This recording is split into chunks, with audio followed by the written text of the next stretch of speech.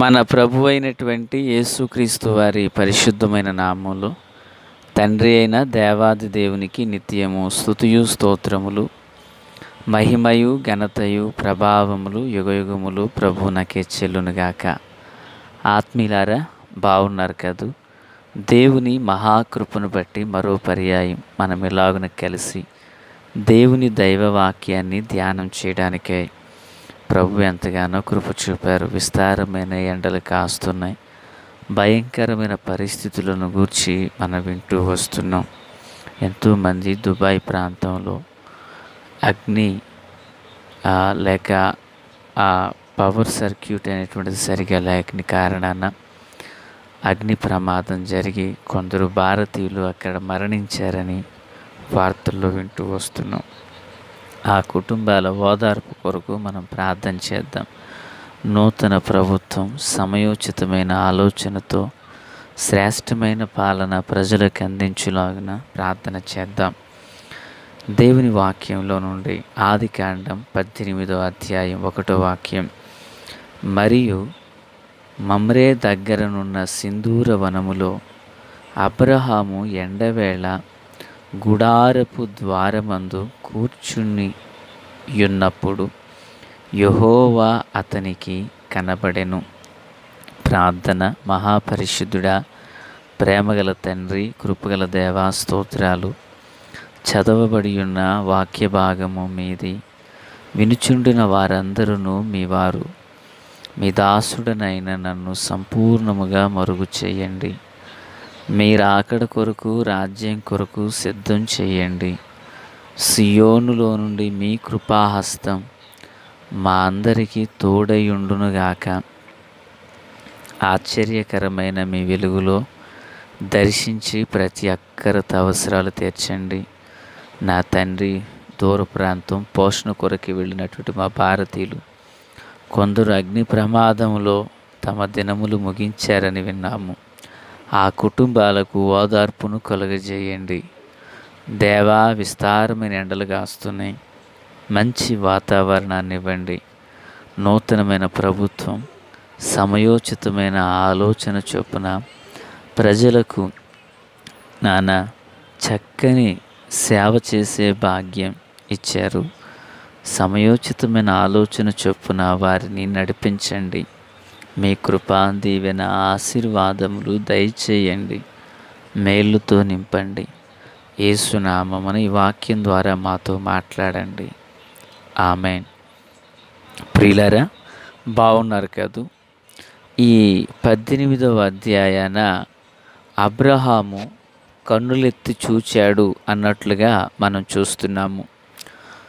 భక్తుడైనటువంటి అబ్రహాము ఎండవేళ మమ్రే సింధూర వనములో కన్నులెత్తి చూడగా ఒక ముగ్గురు మనుషులు దేవుడే యెహోవా అతనికి కనబడెను అనే మాట చూస్తున్నాము. ఆత్మీయులారా, మరి ఆదికాండంలో కన్నులెత్తి చూచిను అన్న మాట కొందరు సందర్భాల్లో మనకి కనిపిస్తుంది. ఉదాహరణకి లోతు, అలాగుననే అబ్రహాము, ఇస్సాకు, యాకోబు, యాసావు, ఇలాగున వారు కొన్ని పరిస్థితులలో వారు కన్నులెత్తి చూడవలసి వచ్చింది. కొన్నిసార్లు దేవుడే వారితో చెప్పారు. కొన్ని పర్యాయాలు తమంతట తాము కన్నులెత్తి చూచారు. చూచినప్పుడు మరి శ్రేష్టమైన అబ్రహాము తన దైనందిన జీవితంలో దేవుడు కనిపించాడు. మరి వీరికి అలాగున లేదు. చూడండి, కన్నులెత్తి చూచిన అనుభవం ఎంత గొప్పగా ఉందో కొందరి జీవితాలను మనము పరిశీలన చేయబోతున్నాం. ప్రియులారా, ఇక్కడ అబ్రహాము కన్నులెత్తి చూచాడు. అయితే ఎక్కడికి కన్నులెత్తి చూచాడంటే మమ్రే దగ్గరనున్న సింధూర వనము అన్నారు. ఈ సింధూర వనం మమ్రే దగ్గరుంది. ఈ మమ్రే ఎక్కడుంది? హెబ్రోనుకు సమీపాన ఉంది. హెబ్రోను అనగా సహవాసం. దేవుని పిల్లలుగా మనం దేవునితో ఒక మంచి సహవాసాన్ని కలిగి జీవించాలి.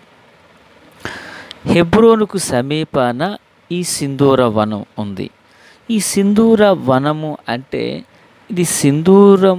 దీనిని మనము మరొక ట్రాన్స్లేట్లో మనం చూస్తే అది ఓక్ ట్రీస్ అని ఉంది. ఓకు చెట్లు. దీని గూర్చి వివరణగా అనేక విషయాలు చెప్పబడుతున్నాయి. కానీ దీని అంతటిలో ఒక ముఖ్యమైన మాట ఏంటంటే ఇది పవిత్రమైన చెట్టు అని చెప్పబడింది. ఎందుకు ఇది పవిత్రమైనదంటే దీని ఆకులు మొదలుకొని కాయలు, దీని బెరడు సహితం ఇది ప్రజలకు ఆరోగ్యాన్ని కలుగజేసేటువంటి ఔషధాలలో ఉపయోగపడుతుంది ఈ చెట్టు. కనుక దీనిని కొందరు బైబిల్ పండితులు ఏమన్నారంటే ఇది పవిత్రమైన చెట్టు అని చెప్పారు. అంటే ఒక మాటలో చెప్పాలంటే మనం ఆరాధన చేస్తున్న దేవుడు పరిశుద్ధుడు, ఆయన పవిత్రుడు. ఆయనను మించినటువంటి పరిశుద్ధుడు, పవిత్రుడు మరింకెవరు లేరు.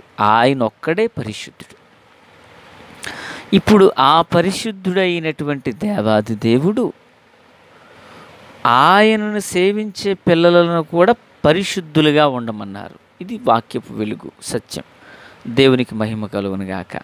అయితే పిల్లరా, ఇప్పుడు ఓకు చెట్లు కలిగిన ఈ వనం, ఈ సింధూర వనం, ఇది పరిశుద్ధతకు సూచనగా ఉంది. అంటే ఇప్పుడు అబ్రహాము ఎక్కడున్నాడు?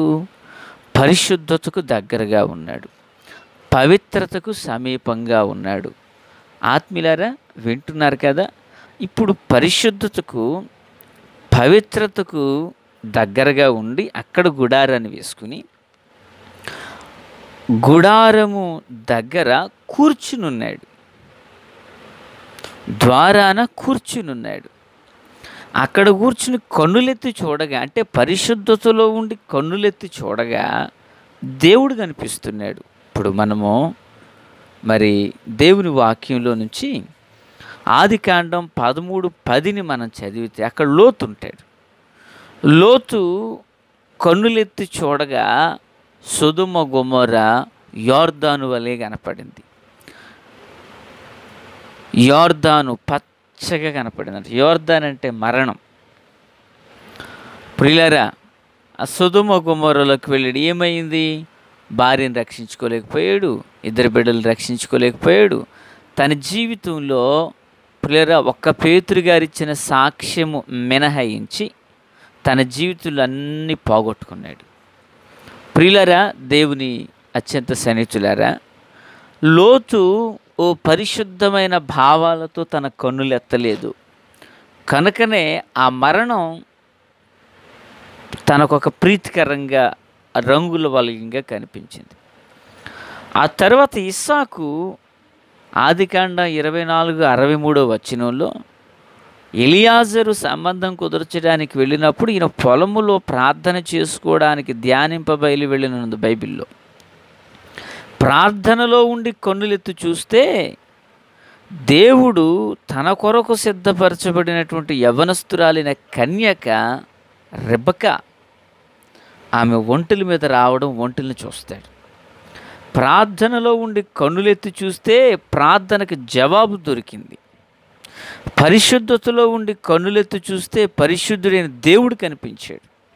ప్రియులారా, లోతు లోకానుసారంగా నడుచుకొనుచున్న వ్యక్తి కన్నులెత్తి చూడగా లోకంలో ఉన్నది రమ్యంగా కనపడింది. ఈ మాటలు వినుచున్న ఆత్మీయులారా, లోకంలో సామెత ఏంటంటే పచ్చ కామెర్లు వచ్చిన వాడికి లోకమంతా పచ్చగా కనిపిస్తుంది అంటారు. అది ఎంతవరకు వాస్తవం అనేది 100% నేను చెప్పలేను. కానీ నిజమే, ఒక వ్యక్తి దొంగ అయి ఉన్నప్పుడు తాను చూసేది ప్రతీది దొంగగానే ఆలోచన చేస్తాడు.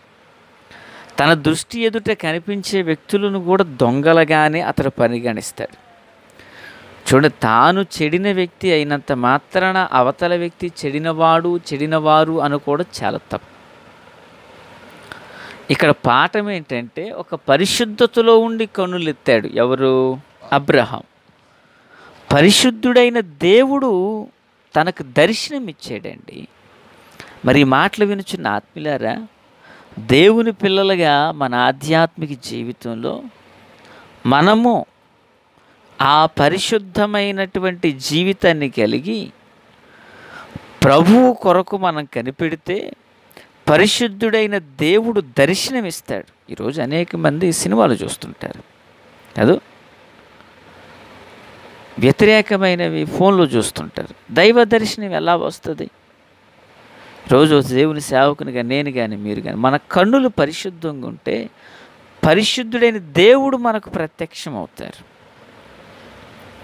మన మాటలు పరిశుద్ధంగా ఉంటే దేవుని పరిశుద్ధాత్మ భాషల చేత మనం నింపబడతాం. మన తలంపులు పరిశుద్ధంగా ఉంటే దేవుని తలంపులు, పరిశుద్ధమైన ఆలోచనలు మనకు వస్తాయి. ఆత్మీయులారా, మనల్ని బట్టే మనం పొందుకొనబోయే ఈవులు ఉంటాయి. కనుక దేవుని పిల్లలుగా అబ్రహాము ఒక పరిశుద్ధతలో ఉండి కన్నులెత్తినప్పుడు అబ్రహాం మానవుడే, కానీ పరిశుద్ధుడైన దేవుడు ప్రత్యక్షమయ్యారు. నేనంటాను, మనం కూడా ఓ పరిశుద్ధమైన ఆలోచనలతో, ఓ పరిశుద్ధమైన తలంపులతో ప్రభు కొరకు నిలుద్దాం. ప్రభు తన కార్యాన్ని జరిగించునుగాక. ఆమేన్. తండ్రి దేవ స్తోత్రం. వాక్యం అందరి హృదయాల్లో ఫలభరితం చేసి మేలులతో నింపండి. మమ్రే సింధూరం వంటి అనుభవాలలో అబ్రాహాము ఎలా నడిపించబడ్డాడో అట్టి అనుభవాల్లో నన్ను మమ్మల్ని నడిపించండి. మా ఆత్మీయులందరినీ దీవించండి, మేలుతో నింపండి. యేసు నామమున ఆమేన్. Praise the lord.